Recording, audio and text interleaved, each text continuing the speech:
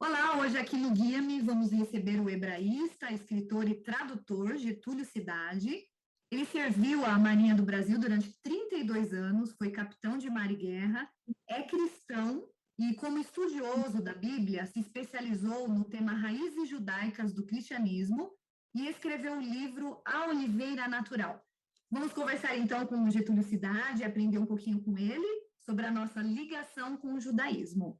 Boa tarde, Getúlio, tudo bem? Seja muito bem-vindo ao Guia-me. Boa tarde, Cris. É um prazer estar aqui contigo e com o teu público aí. Getúlio, conta aí pra gente um pouquinho sobre a sua inspiração para escrever o livro A Oliveira Natural, as raízes judaicas do cristianismo, e fala aí pra gente um pouquinho sobre a ligação entre judeus e cristãos.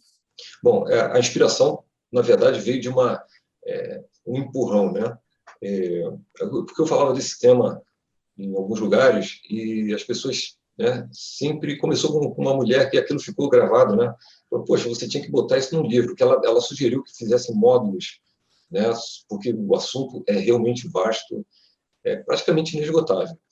E aí eu pensei no assunto e aí depois ela veio, olha, eu acho que você deveria fazer um livro, porque um livro não vai se perder e você vai poder alcançar muito mais gente. Então começou assim, porque o assunto é realmente vasto.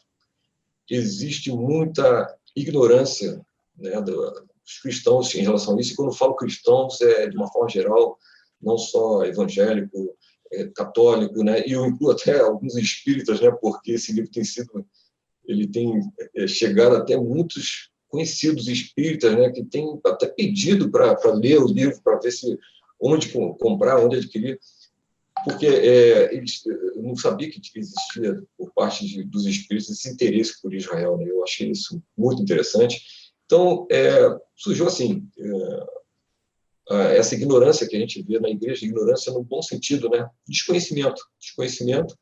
Por outro lado, existe uma forma de oposição, né, a Israel de muitos segmentos cristãos, né? Isso eu não vou nominar nenhuma denominação, nenhuma igreja, de uma forma geral existe, né? Existe o desconhecimento, né? E existe também a oposição, oposição que vem por preconceito, né? E aí a gente tem que ir lá na teologia da substituição, né, no século II, quando ela começou, e que eu até cito na parte inicial do livro, que foi o que levou as pessoas, os cristãos se afastarem de Israel, né? E eu acho que assim, a proposta do livro foi fazer uma ponte entre os cristãos e os judeus. Como uma ponte começando pela parte histórica, né? Mostra como os cristãos tiveram parcela de culpa realmente nessa separação, né? E assim as coisas hediondas que aconteceram ao longo da história, né, que nos levou a nos separar das nossas raízes. Então, assim, ele é um livro didático, né, visa a mostrar realmente o que aconteceu na história, e a partir daí, dentro, né, e sempre assim, eu tomo como base principal a Bíblia Sagrada, né, que é o nosso fundamento, mas eu uso também a literatura rabínica, que tem muita coisa, aliás, que é de desconhecimento de quase todo mundo, as similaridades, por exemplo, dos ensinos de Jesus com os rabinos. É incrível, né? As similaridades. Tem, inclusive, um capítulo que eu trato só sobre as raízes judaicas em Jesus. E Paulo, a mesma coisa, né? São dois rabinos ali que são os expoentes, que Jesus era rabino também, Paulo da mesma forma, sendo que Jesus era o rabino mais especial de todos, né? Era o rabino e é o judeu mais especial de todos. E ele próprio testifica, né, quando ele fala com a mulher samaritana, que a salvação vem dos judeus. Então é um tema que a gente não podia mais ficar adiando, né? Eu achei assim, a inspiração vem disso, de poder ajudar as pessoas a conhecer aquilo que eu conheci através da minha própria curiosidade, né? Quando eu comecei a tomar contato com esse assunto há cerca de 20 anos, né, eu não parei mais. E o assunto, como eu te disse, é inesgotável praticamente. Sim, você pesquisou mais de 20 anos sobre isso, né? E, biblicamente falando, você pode falar para a gente como é que seria o relacionamento ideal, então, da igreja gentílica com o judaísmo? Boa, poxa, essa pergunta foi ótima. O relacionamento ideal, que eu acho, porque existe também o outro extremo, né? Eu falei de um extremo, mas eu falei do outro. O outro extremo é o seguinte, é a igreja ser judaizada. que não é o sentido de Paulo, quando ele fala, por exemplo, lá, ele trata disso no capítulo 9, 10 e 11 de Romanos. Aliás, né, fazendo parênteses, os capítulos 9, 10 e 11 de Romanos, eles estão, assim, num nível bem diferente de todo o resto das Escrituras. Eles tratam exclusivamente de Israel. Você lendo esses capítulos, de primeira, você consegue derrubar essa teologia da substituição. O que é a teologia da substituição? Ela diz que Israel foi substituído pela igreja. E isso realmente é uma teologia infame. Primeiro que ela não se sustenta, né, numa base bíblica, não se sustenta em nada. É triste você conversar com algumas pessoas muito esclarecidas, inclusive, que já tem tempo de evangelho, e falam, não, porque isso aqui não é mais para Israel, isso aqui é para a igreja. Mas só que quando você chega na teologia da substituição, e eu falo muito isso na parte inicial do livro, se você for substituir nesses capítulos 9, 10 e 11 de Romanos, onde tiver Israel, você coloca igreja, né, você vê que perde completamente o sentido. Principalmente no capítulo 11, perde completamente o sentido. Ou seja, Deus lida com Israel e lida com a igreja. O que é a igreja? E que Paulo diz isso muito claro no capítulo 11. A igreja é enxertada na oliveira, né? Nós somos, espiritualmente, ele diz que nós somos enxertados na oliveira e nos tornamos filhos de Abraão. Nós não substituímos a oliveira. Pelo contrário, nós somos enxertados. E ele até faz um adendo, faz um alerta que a gente não deve se orgulhar por causa disso. Porque assim como Deus te enxertou, ele tirou alguns galhos, ele é poderoso para te tirar e colocar os galhos naturais. Então, eu creio que o relacionamento ideal é você entender que Israel em Israel estão as nossas raízes, né, as raízes judaicas, de onde vem o Messias, e o próprio Paulo fala isso, né, de onde vêm os profetas, de onde vêm as promessas, né, nós herdamos deles toda a Bíblia que nós temos, graças aos escribas, né, esse trabalho tão meticuloso deles, e o estudo dos escribas é uma coisa maravilhosa. Nós temos a Bíblia hoje disponível em tantas línguas, né, por causa do trabalho zeloso lá dos escribas, né, escrevendo letra por letra, né, página por página, capítulo por capítulo. Então, nós devemos muito aos judeus, né? Principalmente ao maior dos judeus, que é Jesus, né? A salvação vinda dos judeus. Então, eu creio que o relacionamento é uma aproximação para entender isso, principalmente que nós somos Israel, né? Nós não somos Israel de Deus, não excluímos o Israel natural. O Israel natural continua existindo, mas nós somos esse Israel, né? Que juntos herdamos a promessa de Deus. Deus vai lidar com Israel de uma forma bem específica. É isso que Paulo fala. Em Romanos 11, 26, ele diz, acontecerá que todo Israel vai ser salvo. Quando vai acontecer isso? Quando se cumprir a plenitude dos gentios. Então, nós, como gentios, né, que estamos aqui pela graça, fomos inseridos nessa oliveira, devemos, em primeiro lugar, amar, mostrar misericórdia, mostrar esse afeto natural. Né? E quando a gente vai a Israel, é tão bonito isso, né? Você mostrar esse afeto natural sem aquele peso, eu preciso evangelizar os judeus, que não é assim, Deus vai lidar com eles. Né? A gente tem que mostrar, eu acho que isso é a forma principal de testemunhar, mostrar o próprio Messias na nossa vida, o Messias de Israel, no nosso caráter, no nosso dia a dia, na nossa forma de tratar, de amar, porque o outro extremo é justamente a igreja judaizada. Aí você vê gente usando talite, tocando chofar. Não estou dizendo que isso não é legal fazer, tá? Mas faz isso, né, como se a pessoa tivesse que se viver exatamente como vive o judeu, e não é exatamente isso. Né? Como eu vejo pessoas assim, eu falo, você tem que então, se circuncidar para viver exatamente como isso. Eu acho que é questão de você amar, entender que as nossas raízes são muito mais profundas que isso. Então, quando a gente fala sobre essa teologia da substituição, quando as pessoas falam, nós somos o Israel espiritual de Deus, então isso está certo ou está errado? Está certo e está errado. Por quê?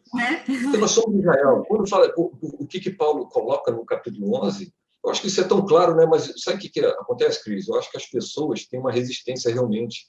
Existe um ranço, existe um preconceito. Acho que a palavra é essa, né? De achar que uma coisa é uma coisa, outra coisa é outra coisa. E quando ele fala que nós fomos enxertados, nós somos Israel. Né? Eu diria, em Abraão nós fomos, né? Em Jesus nós fomos, nos tornamos herança de Abraão. Né? Então nós somos Israel. Quando ele fala Israel, eu acho que a igreja tem que estar inserida, eu acho que é legítimo, né? A igreja se inserir nesse contexto com Israel. Agora, o povo físico, Israel, nós não somos judeus fisicamente, né? Nós somos gentios. Existem os judeus messiânicos. Né? Eu conheço vários que confessam Jesus, né, como Messias, que entenderam isso, né? Dentro de Israel tem um grupo que é pouco e até perseguido por causa disso, né? Esses irmãos, por exemplo, eles têm muita referência para nós até em questão de revelação. Eu acho que é legítimo você falar, nós somos Israel espiritual, e somos sim, né? Nós não então somos é filhos, correto. nós devemos amar o filho, né? Porque somos espiritual, até porque temos esse entendimento, de certa forma, maior, né? Então, nós podemos dizer, sim, somos o Israel espiritual de Deus, porém, haverá um tratamento diferente para a igreja e para Israel, quando a gente lê o livro de Apocalipse e todas aquelas profecias. Sem dúvida, sendo que o Israel, o que acontece? Eu acho que também parte da confusão vem de que Israel, como nação, nunca confessou Jesus, né? Só que, ao longo da história, você tem milhares de judeus que confessaram Jesus, né? Os chamados judeus messiânicos. Hoje também é assim. Então, nós temos milhares ao longo da história. Eles fazem parte da igreja, que fazem parte de Israel também, mas o Israel físico, como a escatologia mostra que eles vão ser tratados de uma forma e até rigorosa por causa das nações, né? Você vê, por exemplo, essa perseguição que vai se levantar, né, o anticristo, o espírito do anticristo que se levanta contra Israel, é para acabar com o Israel físico mesmo, né? Há várias profecias que dizem, inclusive, que o povo vai ser dizimado, né? Vai sobrar um terço. A gente sabe até que ponto vai ser assim. Por exemplo, você vê também outros testemunhando como os 144 mil, que é um grande mistério, né? Você tem as 10 tribos perdidas de Israel, um grande mistério, né? Até porque o nome judeu hoje vem mais por causa da tribo de Judá, depois que teve a divisão dos reinos, do reino do norte, né, do reino de Judá, e que ficou até hoje esse nome judeu, que vem de... Mas você tem ali as outras 10 tribos perdidas, né? Porque os judeus, na verdade, eles aglutinaram, né, também a tribo dos benjamitas, dos efraimitas. Jerusalém, por exemplo, fica dentro da tribo de Benjamim, né, fisicamente no reino de Davi e Salomão. Então, eu creio isso. Eu creio que realmente Deus vai lidar com Israel. E Zacarias, eu acho também um livro-chave para entender essas profecias, porque quando ele fala lá no capítulo 12, versículo 10, né, que sobre a casa de Davi, sobre os habitantes de Jerusalém, derramarei o espírito de graça e de súplicas, e eles, se referindo aos judeus, né, olharão aqueles a quem transpassaram, e chorarão e prantearão, como que plantei pelo unigênito. E aí ele descreve mais abaixo como é que vai ser esse pranto. Eu não tenho dúvida que esse encontro, né, isso também está ligado às festas do Senhor, vai ser na volta do Senhor, quando ele vai lidar diretamente com esse remanescente, que Paulo fala, né, que existe um remanescente de Israel, né? Nem todos os judeus vão ser salvos. Quando a gente fala a nação vai ser salva, é que esse remanescente, eles vão ter um tratamento especial, né, por Deus, que, se você olhar para a palavra, né, tem vários... O encontro de Jesus com os seus irmãos, de José com os seus irmãos no Egito, prefigura esse encontro com Israel, com o Messias, que vai ser lá na frente, né? Eu já trato disso, mas é no volume 2, que não está nem publicado, mas é um assunto fantástico. Então, eu creio que realmente existe esse tratamento, tanto com Israel físico, né, como nação.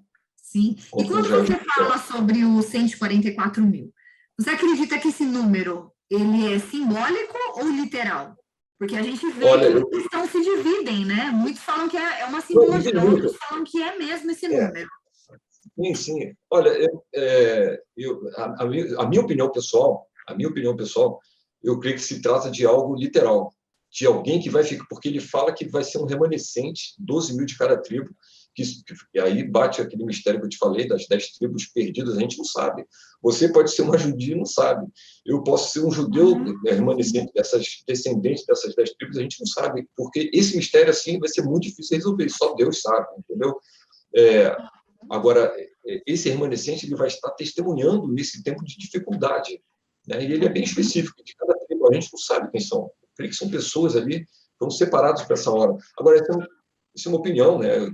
Existem várias interpretações, né? O que eu acho é o seguinte, a gente está preso a ferro e fogo, né? Não, vai ser assim, né? Eu estava conversando um dia desse com um irmão de outra denominação, você está qual é? Eu disse, não, porque vai acontecer assim, assim, assim, assado. Eu falei, mas como é que tu tem certeza disso? Não, por causa disso.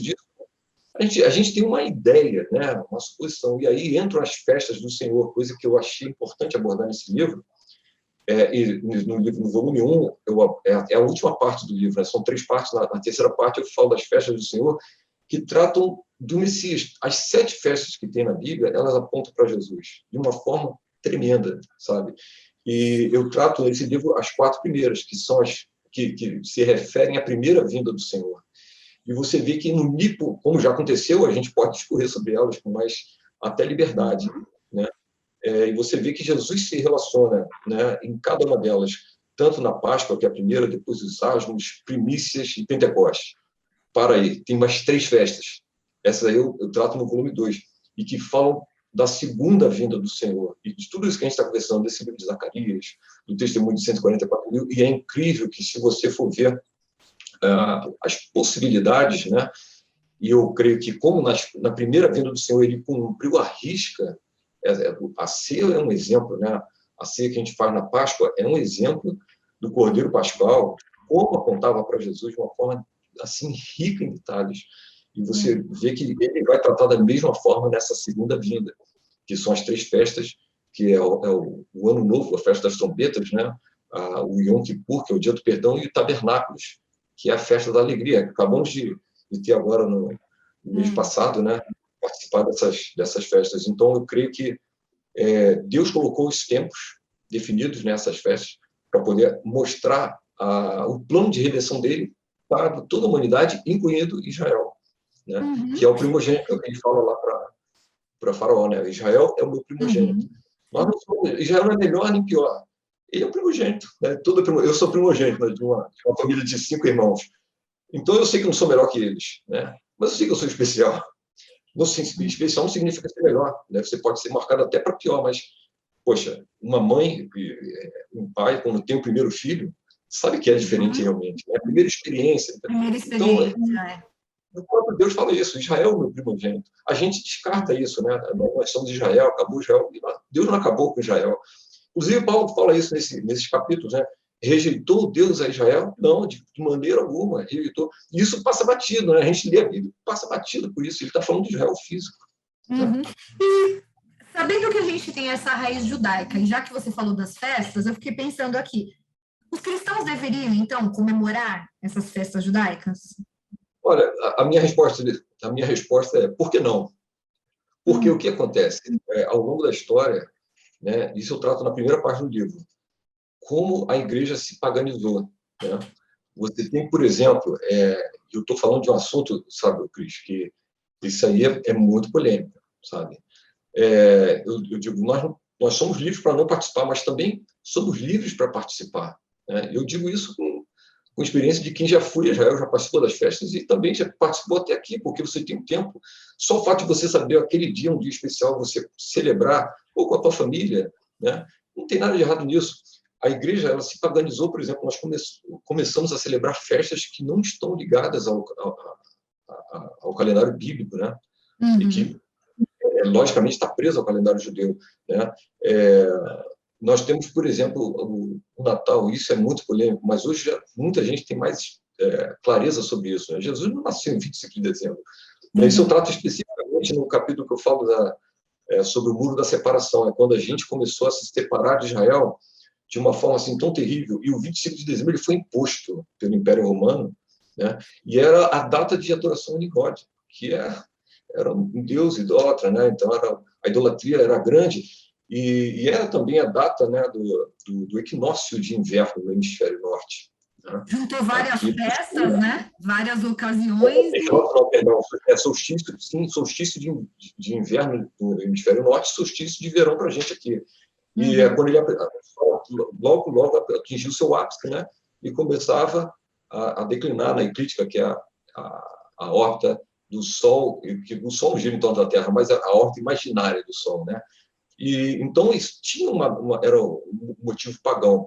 E aí nós celebramos 25 de dezembro. Eu não estou dizendo que é errado, que eu acho muito legal uma coisa que tem de bom no Natal, você reunir família. Reunir família é bom em qualquer tempo. Só estou mostrando que é o seguinte: é impossível Jesus ter nascido, né, no dia 25 de dezembro, até porque os pastores estavam a céu aberto, estavam ali pastoreando a céu aberto, dormindo. em Israel é impossível você, no inverno, estar com os pastores a céu aberto. Né? Eles estão reclusos dentro de algum lugar, algum redil, né, cuidando das ovelhinhas, mas nunca em céu aberto. Então, a gente já tira essa data. E outra, né, o próprio sábado, né, que é um tema tão polêmico, o sábado ele foi mudado por decreto pelo imperador, né, para quê? Para desvincular, né, o dia de descanso semanal de Israel. Eles não queriam nenhuma ligação com Israel. Foi essa teologia da substituição, ela não foi do dia para a noite, né? Foram vários pais da igreja primitiva, né? Pessoas que nós herdamos assim conhecimentos muito fantásticos, né? Como João Crisóstomo, né? Nós temos Agostinho, vários deles, eles foram gerando esse ódio no seio da igreja em relação a Israel. Você não pode ter nada ligado a Israel. Você pegar as homilias daquele tempo lá, são verdadeiros cânticos nazistas, né? Contra a exterminação do povo judeu. É uma coisa terrível. O próprio Martim Lutero, a quem a gente deve tanto, né? Pela liberdade de ter uma Bíblia, de ler a Bíblia, ele escreveu um documento que é até pouco conhecido, né? Contra os judeus, né? Um manifesto contra os judeus, que ele fala coisas terríveis, né? Que as sinagogas têm que ser incendiadas, né? Todas as suas possessões têm que ser destruídas, né? Essa é a raça maldita que crucificou o nosso Senhor, tem que ser morta, né? Seus filhos têm que ser amaldiçoados. É uma coisa assim que você, poxa, esse é o Martim Lutero, assim, não dá para acreditar que ele escreveu aquilo, mas de fato e está registrado, né? Então a gente começou a ir para esse lado mais profano, que está ligado a Roma, está ligado aos deuses romanos, e deixamos de lado as festas do Senhor, né? E as pessoas acabam idolatrando eles, né? Martim Lutero, e associa toda aquela data, né? Mas não, por falta de conhecimento as pessoas fazem isso, né? Sim, por falta de conhecimento, eu creio nisso também. Sim. Então, quando me perguntam, a gente tem que celebrar? Eu não diria que a gente tem, mas eu acho que nada me impede de celebrar. E você descobre uma alegria muito grande nessas festas, porque são tempos, inclusive, lá em Êxodo, né, quando Deus estabelece as festas do Senhor, ele usa uma palavra incrível no hebraico, que também é pouco conhecida. A palavra moed é a palavra para festas do Senhor. São Moed é a mesma palavra, né, que no hebraico era usado para ensaios de festas, ensaios vestidos, né? Ou seja, isso aí me faz lembrar da minha infância toda também, certamente, quando a gente ia para a escola, ensaiava lá uma festinha, né, uma dança, né, de folclore, por exemplo, e aí o último ensaio você tinha que colocar fantasia, tinha que colocar roupa, né, para sair tudo certinho, ou uma peça teatral, e a ênfase que é dada na Bíblia é exatamente a isso. Né? Os moedas são festas, são ensaios para quê? Ensaios proféticos, para aquilo que há de vir. Você toma como, por exemplo, a Páscoa. Né? A saída do povo do Egito foi 1.300 anos antes de Cristo. E aí tinha um cordeiro pascal com uma série de orientações que Deus tinha dado a Moisés. Você não podia quebrar os ossos dele, ele não podia ser fervido na água, ele tinha que ser assado ao fogo, né? O sangue dele não podia ser pisado, ele tinha que ser espargido sobre os umbrais das portas, das entradas das casas, né? Ele tinha que ser compartilhado, e tudo isso tem a ver com Jesus, né? Ele entrava no dia 10 de Nissan, ele trazia para dentro de casa no dia 10 de Nissan, e no dia 14 de Nissan, à tarde, ele tinha que ser imolado, sacrificado por cada família. E você olha para Jesus, né? João diz que nenhum osso dele foi quebrado durante todo aquele flagelo, durante a crucificação. O fogo, um símbolo do juízo de Deus, né? Nada podia ser deixado para o dia seguinte. Por quê? Porque se ficasse no dia seguinte não tinha geladeira, não tinha nada para... Os vermes, os bichos iam comer, né? Ia apodrecer aquela carne. E ele fala também em Salmos que a sua carne não viu a putrefação, né? O Salmo, se não me engano, o Salmo 16, fala, não permitirás que o teu servo veja a corrupção. Corrupção aí fala também de putrefação. Então, Jesus não teve o corpo corrompido, né, no sentido da morte mesmo, de ser comido pelos bichos, porque ele ressuscitou. Ele entrou, aquela entrada triunfal, né, de Jesus foi no dia 10 de Nissan. Você vê, ele entrou e foi direto para o templo, né? A Bíblia fala que ele foi direto, ele passou pela porta dourada e foi direto para o templo. Por quê? Porque era a casa do Pai, né? E era exatamente o dia em que cada família tinha que colocar o cordeiro dentro de casa, né? Então ele estava entrando em casa para ser sacrificado 4 dias depois, e foi exatamente 4 dias depois quando o sumo sacerdote fazia a imolação, o sacrifício do cordeiro pascal, e gritava a palavra está consumado, né? Nishlam, e ele falava isso, significava que o sacrifício foi completo, o cordeiro estava morto e tinha sido aceito. Né? Uhum. E foi exatamente as palavras que Jesus gritou exatamente às 3 da tarde, que era a hora do sacrifício da tarde. Então você viu que durante 1.300 anos, o povo de Israel fazia isso a todo ano, a cada ano.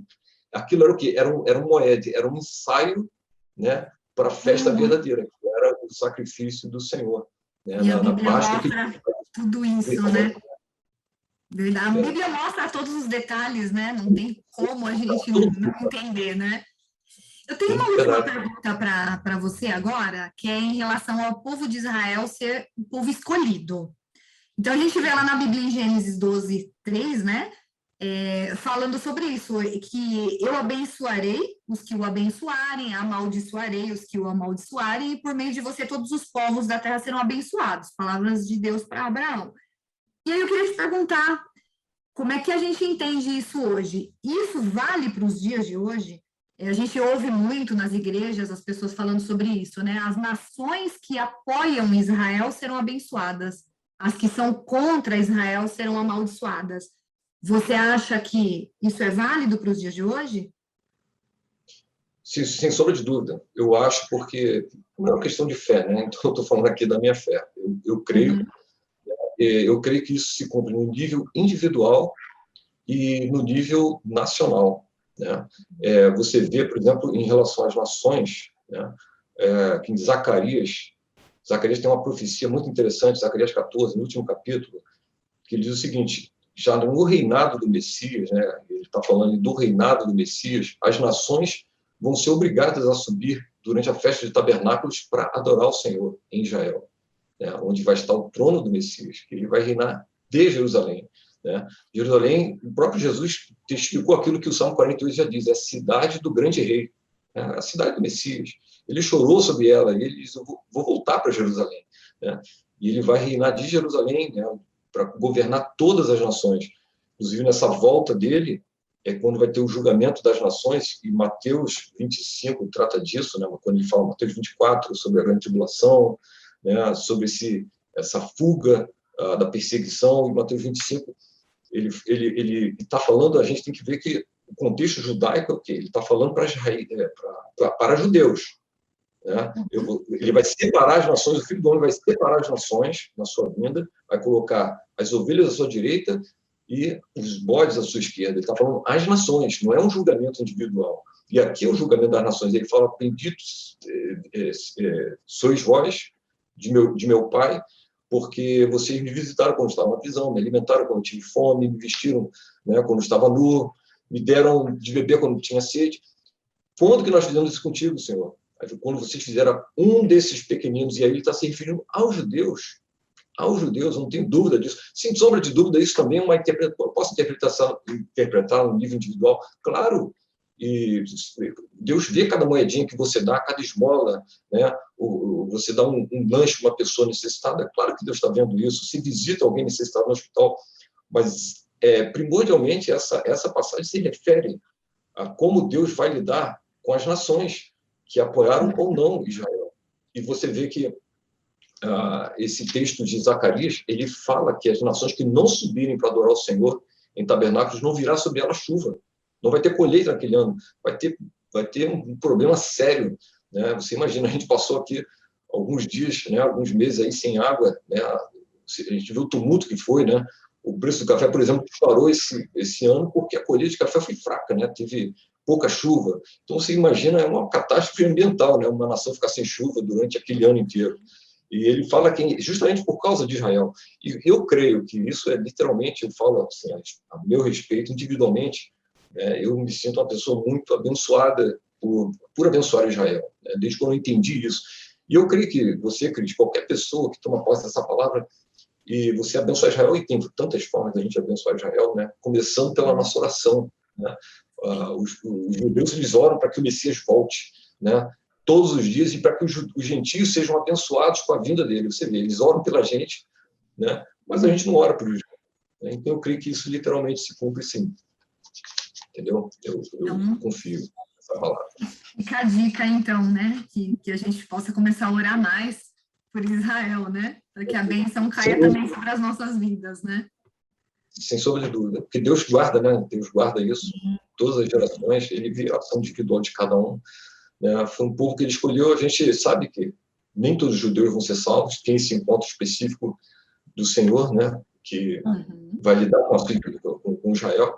Mas a igreja tem que fazer a sua parte. Nós temos que brilhar a luz de Cristo em todos os lugares, né? Inclusive para Israel, mesmo que eles rejeitem Jesus. Isso é um problema deles com Deus. Né? Eles podem rejeitar.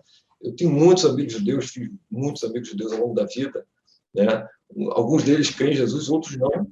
Mas isso é o problema deles com Deus. Eu tenho que testemunhar dele. Eu creio no Messias. Né? Isso aí, Getúlio. Obrigada, então, pela sua participação.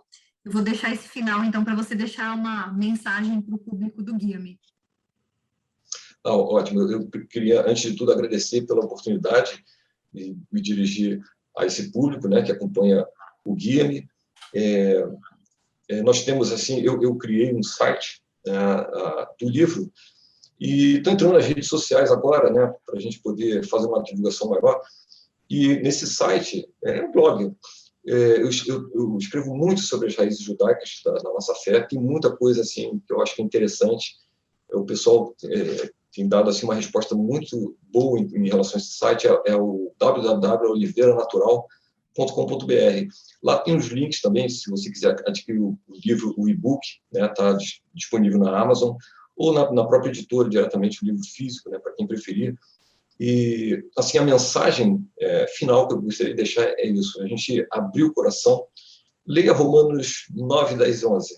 Né? Inclusive, logo no início do livro eu trato desses capítulos, porque eles mudam a nossa visão. Se nós lermos com o coração aberto, muda a nossa visão em relação a Israel. O que Israel significa para a igreja. Né? E Paulo diz o seguinte: nós não somos nós que sustentamos a raiz, é a raiz de Israel que sustenta a igreja. Né? Isso é muito importante. Essa é a nossa mensagem final, para a gente não se orgulhar. Né? Eu vi assim, muitos cristãos chegando assim, de uma forma arrogante para visitar Israel, né? Uma coisa terrível, triste até, como se nós fôssemos melhores que os judeus, e não somos, né? Nós somos sustentados pela raiz. Então é preciso uma atitude de humildade, né? De amor e de oração em relação ao nosso irmão mais velho de Israel.